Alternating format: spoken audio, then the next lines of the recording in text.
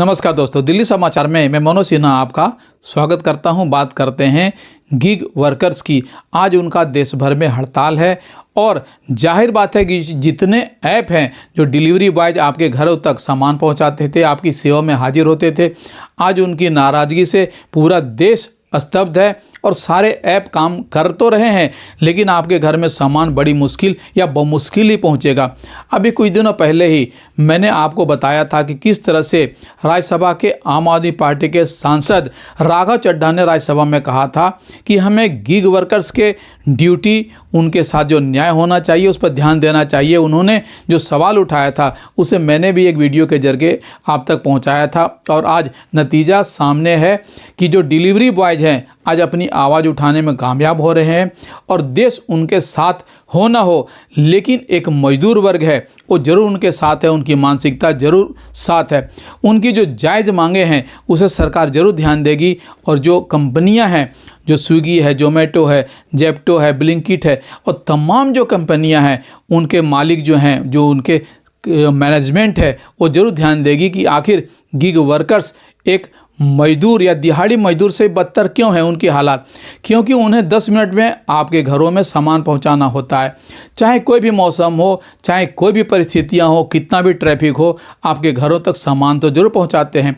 लेकिन कभी आपने सोचा कि इसके लिए उन्हें कितने पैसे मिलते हैं?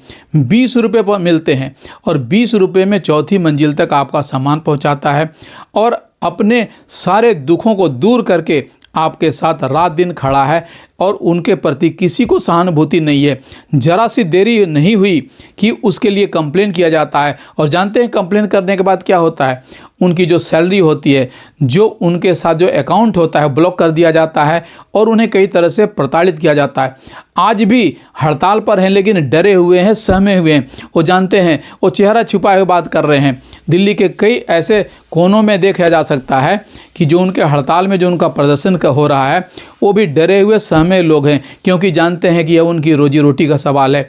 वो मुश्किल से 300-400 रुपये कमा रहे हैं। अपने देश में आज मजदूरों की हालत से बदतर है। जानते हैं, मेरे एक दोस्त ने कहा है कि जो सबसे जो बुरी हालत है मजदूरों की, वो सब्जी बेचते हैं। आज उससे भी बुरी हालत है एक गिग वर्कर्स की, यानी कि जो आपके सामने लड़का खड़ा होता है, खूबसूरत सा लड़का, देखने में पढ़ा लिखा भी होता है, बाइक चलाता है, लेकिन उसके साथ जो उसकी आर्थिक स्थिति है, उसके पीछे एक परिवार भी होता है, लेकिन कभी किसी ने ध्यान नहीं दिया।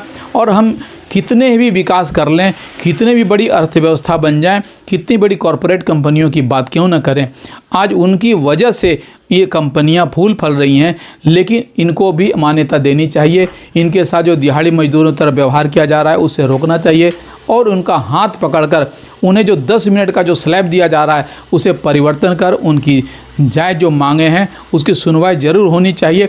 और लगता है आज जिस तरह से उनका गुस्सा है, जो नाराज़गी है, उनके कानों तक, सरकार के कानों तक जरूर पहुंचेगी।